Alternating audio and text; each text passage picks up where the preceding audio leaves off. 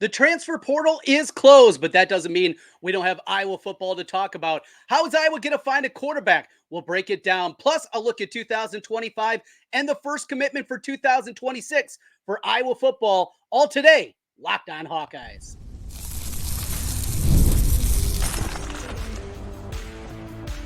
You are Locked On Hawkeyes, your daily podcast on the Iowa Hawkeyes. Part of the Locked On Podcast Network, your team every day. Hey, welcome in. I'm Trent Condon, and this is the Locked On Hawkeyes podcast. Thanks for making Locked On Hawkeyes your first listen every day. We're available wherever you find podcasts. You can also find us on YouTube. Make sure you hit the subscribe button while you're there. It helps us get in front of more Hawkeye fans. Today's episode is brought to you by FanDuel. Make every moment more. Right now, new customers get $150 in bonus bets with any winning $5 bet. That's $150 with any winning $5 bet. Visit FanDuel.com/LockedOn to get started. Well, it's that time once again to talk recruiting. And when we do, we welcome in our recruiting analyst here on Locked On. He is Brian Smith. Brian, as always, good catching up with you. Good to see that face again. How are things down in Florida? Doing well, man. Everything's going well. Just getting ready with May evaluation period just starting. Big tournaments going on. There's plenty of recruiting going on. And, of course, the portal. Everybody's waiting to see how that shakes out with it just closing. So we have that going on. There might be a name or two that trickles out here, maybe in the next day that entered and is still waiting for the paperwork to go through. But for the most part, it's finished. And here in Iowa, what we're looking at more than anything is a backup quarterback. The injury history of Cade McNamara comes into last season, gets injured during August camp. The one open practice we get, we see him go down to the ground and had a pretty substantial quad injury that had him limited even when he was playing. Then in game number 5 against Michigan State, he tears the ACL. Had a knee injury the year previous in Michigan that saw his season come to a close. So this is a guy with a lot of miles on him, not much tread left on that tire. Deacon Hill departs. Marco Lioness certainly doesn't look like he's ready as a thrower to be a quarterback. The only other guy that's on scholarship isn't even here yet, and that's James Rezar, a guy that you saw a ton down there, and you've told us before, probably a long ways to go for him to be ready to play, certainly at the Power 5 conference level at the quarterback spot. So at minimum, I would need some backup. I maintain they need somebody to push McNamara. Feelings aside, you got to bring in somebody that's going to be able to compete, and if he doesn't win the job, somebody that's going to be there and at least be a competent backup to Cade McNamara. The problem is, I've been looking through it. There is nobody out there. I want to start right there. Your quarterbacks, it feels like they kind of know where they're going before they even enter the portal, at least a lot of the guys. There's those wink and nod deals that are already there, the no contact order that some people put when they go into the portal.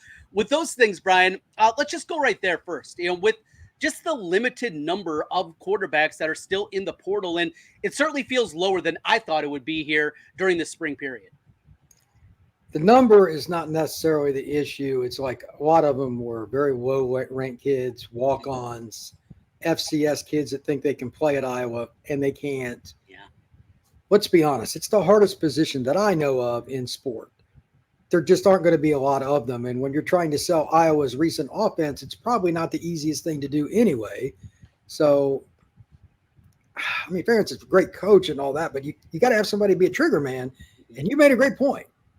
Tread's been pretty thin from what I can tell. McNamara's a good player, but do you really trust somebody that's constantly hurt? The answer is no. But they might just be in a spot where they are where they are, because you don't just take a guy that is holding a clipboard and give him either you could throw or you can't. And then he misses spring ball coming up. I mean, that is not friendly. So They're probably going to end up trying to take a D3 kid that's got big upside or something, would be my guess. Because I don't know of a quarterback out there they'd be like, oh, yeah, that's a good fit. Let's just take it. Because most kids, either they're going to start or not going there. Yeah. That's the other problem. So there was a really good one. Like, even if there was one, would he come to compete, or would he come into a situation he knows, barring something unforeseen, he's going to be the guy? So Iowa's behind the 8 ball in multiple different ways, and it's just the nature of it, because a lot of schools are similar to Iowa. There's only a few quarterback depth charts in college football that are worth a darn, because kids will not wait. They just won't. So I don't know if you can do anything about it, Trent, but yeah, I'm sure the staff in Iowa City's trying. So you just kind of have to wait and see how it goes. Right now, I wouldn't have warm and fuzzies, though. Yeah, it definitely is a scary situation. And if McNamara is healthy all season long, I mean, you feel good at minimum about that. A guy that obviously can pick up the new offensive scheme of Tim Lester. It's not going to be any concern there. If the health is there, you're fine. But the realistic scenario is quarterbacks get injured, and it happens a lot. And with an offensive line that returns a lot of guys, but certainly has not been very good the last couple of years, that's a concerning part along with it. The portal recruiting just as a whole here this spring. Iowa not heavily involved. They were 2 years ago, bringing in McNamara and Nick Jackson for Virginia and a bunch of dudes that season. We just don't have the scholarships this year.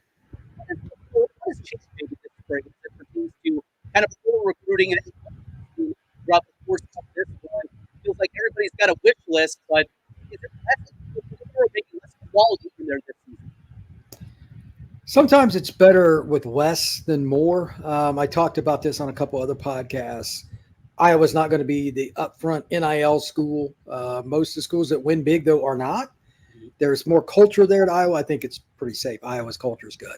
Anybody disputes that, they probably don't know what they're talking about. I think they're just being selective with numbers, and I think they're kind of happy with their roster in general, minus maybe a couple spots. Like, you're not going to replace a certain corner that just went in the second round. He was a great player. You're not going to replace that. And there are very few corners, but I don't think it's surprising that they went this way, because from looking at it, from talking to a few people, different staffs, different recruiting guys, there are only a handful of schools that really just went all in. And it's because they got like a fifth-year senior quarterback that might be an NFL guy, or like Ohio State, their fan base is so mad Michigan won it. They've spent like $30 million allegedly on the portal. Like, if they don't win it this year, and I don't think they will, because I don't think they got the quarterback to do it, there's going to be hell to pay for that. Is that fair? No, but it's Ohio State's fan, which is a cult. So I think that's part of it. Iowa fans are a little more realistic, and I think it's basic. And Gergen and staff are too. They're going to take kids that fit them. If they don't find the exact right fits, they're just going to develop, and they do as good a job of it as any school in the country, in my opinion. So I'm not too worried about how much they're using the portal. That part, I would trust that staff very, very much.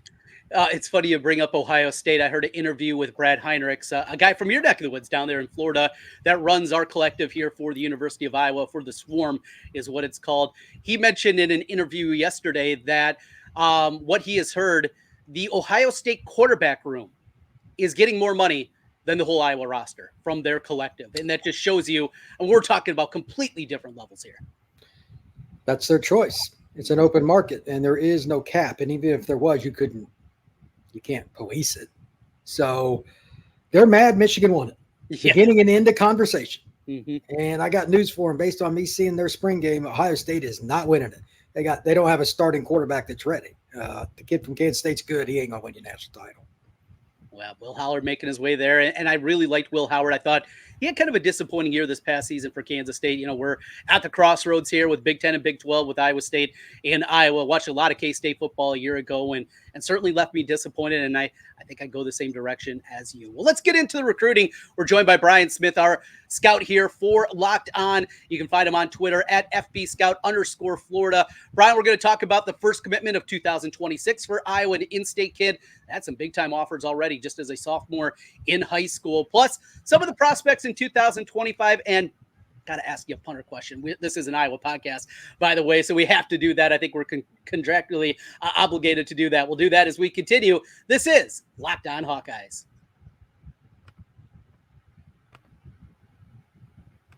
Today's episode of the Locked On Hawkeyes podcast is brought to you by Monopoly Go. All right, game off. We got to pause here to talk more about Monopoly Go. I know what you're saying. Flag on the play. Condon, you already talked about that, but there's just so much good stuff in this game. In Monopoly Go, you can team up with friends for time tournaments where you work together to build up each other's boards. The more you win together, the more awesome prizes you unlock. And there's so much for you to get. Unique stickers you can trade with a friend to complete albums for big prizes. Cool new playing pieces that travel with you to all the different boards that you go to. Plus, Monopoly Go feels like it's new every single day with constantly changing tournaments and challenges. A ton include their own unique mini games like digging for treasure or a robot machine. There's always new timed events that help you win big, like massive multipliers for everything you win or rent frenzies. There's always something fun to discover in Monopoly Go. So get off the bench and download it free. Now on Apple Store, on the App Store, or on Google Play. Game on with Monopoly Go. All right, Trent and Brian back with you once again here on the Locked On Hawkeyes podcast. We're talking recruiting. Before we get into the guys we're going to see committing here probably in the coming weeks and months, let's talk about Iowa's first commitment for the class of 2025, Nielsen, who's from Waterloo West, a young man that, watching a little bit of tape of him at the high school level, talking to a couple of coaches here, just a sophomore. He's big, all right, but it's not just a big dude. This guy can move. It's not very often that you got Penn State and Tennessee offering sophomores from the state of Iowa. Sure. And that's the case there. Locking a kid up like that, it's incredibly important, obviously, for Iowa. And to get that to kick off your 2026 class, pretty good start there. It's ironic. The state of Iowa always seems to have like at least one good lineman in each class. Obviously, Brooks, this kid we'll talk about in a minute. It's in the current class, but every year there's a guy that, go down and play for Texas A&M or Georgia or Florida State or whatever. And this is the guy. Watching his film, the only thing, his stance is a little unusual, but hands are good. He gets out in space. He's very aggressive. He's got wide shoulders. He's a kid that can weigh 320 and play tackle for the Hawks. So, yeah, I think Iowa fans should be excited. It's hard to get tackles to begin with. And if there's one in your own state, it's really important that you get them, because it not only does it hurt to lose him, but you're probably going to play against him at some point. So yeah, absolutely. To see him, being at Penn State, that would have been a difficult one to swallow, and I would have had him locked up. And it feels like talking to some of the family connections and things, this is not a Caden Proctor situation. This is a kid that grew up an Iowa fan. His dream was to be a Hawkeye. Feels like that this is one of those commitments, and none of them are solid, but feels pretty good on that front. That's an important part too. Certainly when you're that first guy of the class, Brian, you've seen it happen a ton where that guy becomes a recruiter in his own right.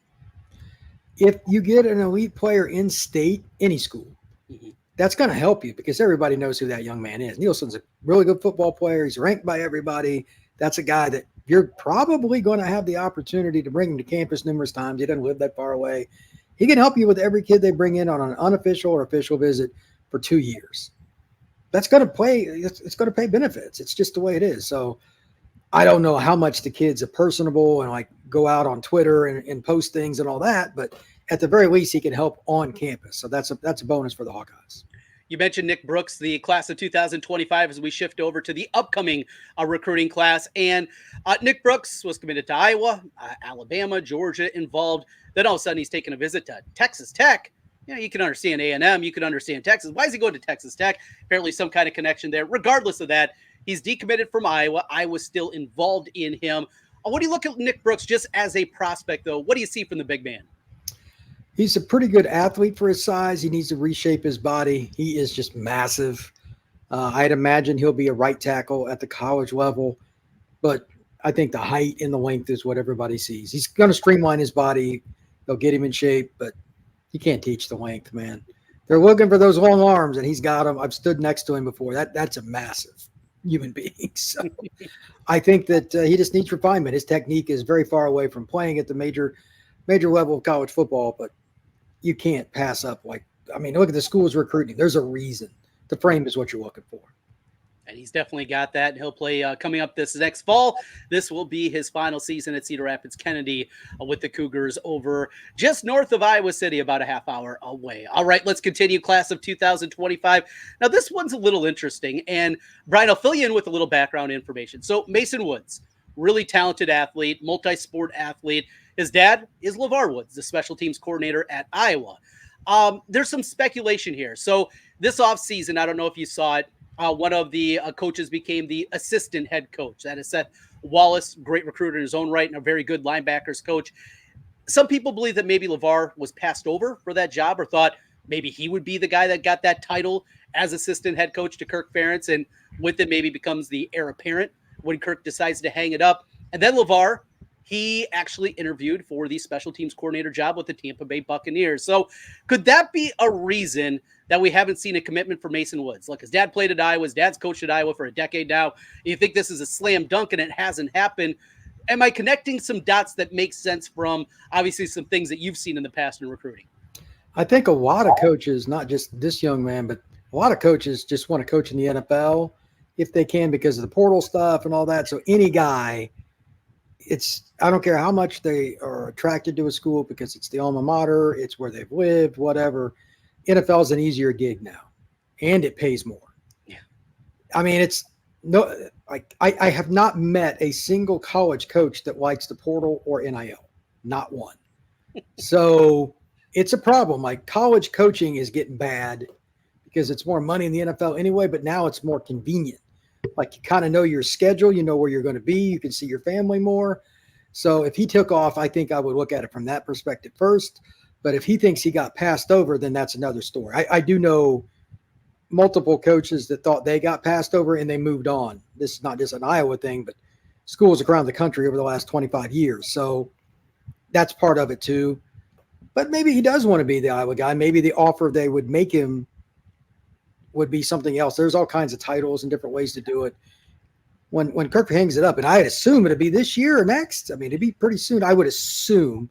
But they got to have something kind of ready, at least as an option, and he would be one. So if they let him walk out the door, that's a whole nother can of worms. I'm sure we'll talk about then, but it may happen. Two guys in the class of 2025 from the state of Illinois. Now, here's one that everybody knows, certainly the last name, Epenesa. This is Iose, who really talented guy in his own right. So we saw AJ have a great career at Iowa, go on, has played well in the NFL with the Buffalo Bills. Younger brother, the middle son, if you will, he walked on here, just doesn't have the same frame as the other two, which is kind of crazy. You know, the run of the litter, I guess, if you will, for him, and he's a walk-on here. And here comes Iose. Now, carve your own path. You know, we hear that from time to time. His dad played at Iowa. Hayden Fry called him repeat. His name was Epenesa. Huge Hawkeye fan. Still wears his Tiger hats. You see him on Twitter all the time. He's always out there doing his thing. Iose, I've heard Miami is maybe, if there is a second choice after Iowa, Miami would be the one. First, let's talk about him as a prospect, and we'll kind of get into the recruiting side of Iose Epenesa. He could probably play multiple spots, depends on how big he wants to get. But for his length, and like you said, he's different than the middle brother. He's got the natural size you want with the length. Can play probably either DN spot, at least initially, could grow into a strong side end and at least a situational interior pass rusher. But the arm length, the ability to get off the snap, all those things, you say, okay, I can see why he's AJ's brother. So, yeah, Miami wants that kid. Mm-hmm. And they recruit D-line as hard as any school in the country, and it's for a reason. They're not going to random spots in Illinois just for fun. Mm-hmm. You know what I mean? Like, they don't have to. They're in Florida. So that should also give credence to why this young man is so heavily coveted, because he's in the middle of nowhere, Illinois, and he's getting this. So what would he be if he lived in Orlando or if he lived in Houston or something? So, yeah, it's a great prospect. One more from the state of Illinois. It's a wide receiver, a top, I can think it was maybe On3 has him as a top 250 player, and that is Terrance Smith. I was involved. Now, his offer list doesn't exactly marry with some of the recruiting rankings. What can you tell us about Terrance Smith? He's I guess, kind of an under-the-radar guy that at least one of the recruiting services really likes. Well, I mean, it's interesting because I thought his film was pretty good. Mm-hmm. And I looked at his list of offers and stuff like that, and I'm like, well, I'm not sure what the deal is here. You know, I agree that it's not necessarily a quote-unquote match, but he can run and he can change directions, and he'll make some plays that are 50-50 kind of deals and has a sense of the sideline and all that. He's got some instinct. I think he's better than what the offer list is, for whatever that's worth. Now, watching highlights is not the same. And maybe his grades aren't good or something. I don't know. Mm-hmm. But I thought he was pretty good. Yeah. And this just in, Iowa needs receivers. Yes. Breaking news. So there is ready playing time available for this young man if he goes to Iowa City. Yeah, no doubt about it. All right, finally for you, one look. We've taken a peek at most of the 2024 kids. One that we haven't talked about. I don't know how much film you get from Australia, but Rhys Dakin. He's the heir apparent now to Tory Taylor, as we saw him go to the Chicago Bears in the 4th round of the NFL draft. Another guy from the kicking academy over there in Australia. Kind of hearing a few things from Dakin. It's funny. They basically told him, you're going to Iowa. And the kicking camp over there also said, we're going to take our best prospect. And after what happened with Tory Taylor, we're going to send him to Iowa because they punted a whole lot. And he got a full chance to show kind of your full repertoire. So it sounds like from the outside, this is the best of the group coming over from Australia at this point in time. That's exciting. He was here for the spring game. He was bombing some absolute monsters, had a 70-yard punt into a little bit of a breeze, had some beauties. And though he's not at the same stage, obviously, as Torrey Taylor in terms of pinning guys inside the 5, I heard a lot of good things about his ability to also do the directional kick. It's important for Iowa. We know that in the way and the style that they play. But have you seen anything at all? Do you get anything at all? And have you ever had a punter question as you've talked to all the different ones, 70 channels here on Locked On? Is this your first punter question? It is. And I don't know when I'm going to get another one, but if a guy's the best of the best, it does matter. Mm-hmm. Iowa plays field position football, and they have my entire life. Mm-hmm. I don't think that's going to change, especially when you're in a state that has a lot of wind, a lot of rain, etc. And you get into mid-October and on. Punter is sometimes the most valuable player on the field on a given Saturday. So if he kicked a 70-yarder in the spring, I don't need to scout him. I mean, that's the first thing. He's got a cannon for a leg. But I find it interesting that Iowa has found an in outside of their own state, but they went all the way to Australia for it. That is bizarre.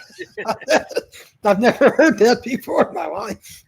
I don't know what to say to that. Yeah, it's crazy. They had the number one kid in the country for this class 2024, the number one punter by a couple of the recruiting services just down the road to Minneapolis, and he's going to Georgia as a punter. And I don't want to say they passed on him, but they had some other prospects that they were interested in. Yep. With that, here we are, punting talk with Brian Smith. Hey, Brian, appreciate your time as always. Always good to catch up with you. We'll do it again here down the line, and hopefully we'll have some 2025 commits to talk about here in the coming weeks. Thanks so much for your time today, Brian. Thank you much, sir. I appreciate it. That's Brian Smith joining us here as we talk a little football recruiting. As we continue Locked On Hawkeyes, we got much more coming your way, including the Iowa baseball team. We talked about the importance of these final 2 series of the Big Ten slate. Well, there was a midweek game. There were 2 of them. One did not go very well. We'll break it down as we continue, and a few more nuggets as we roll through.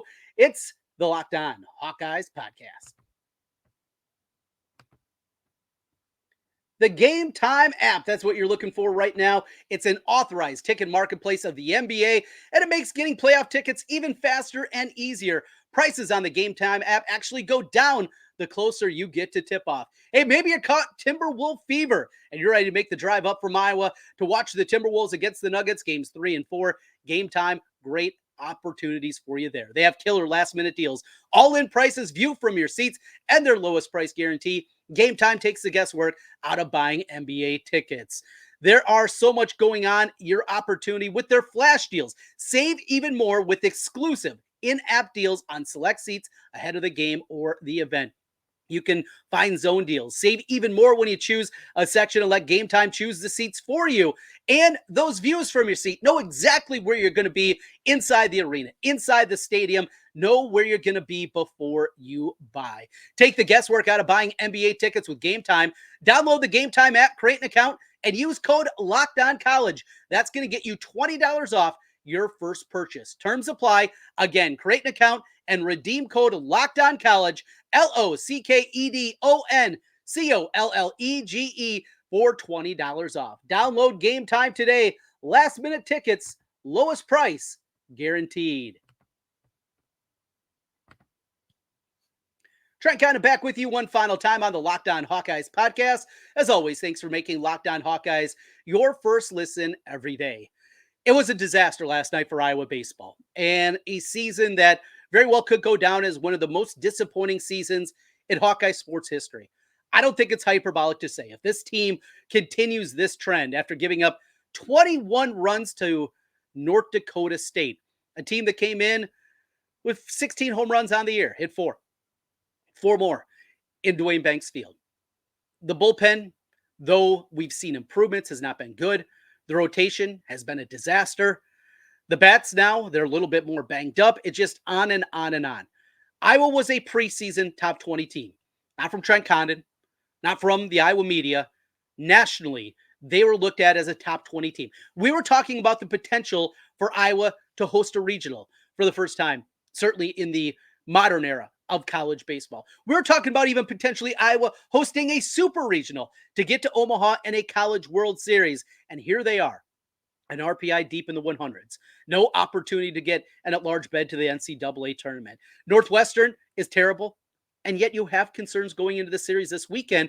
And then you wrap up against Illinois, who sits in first place with Purdue in the Big Ten.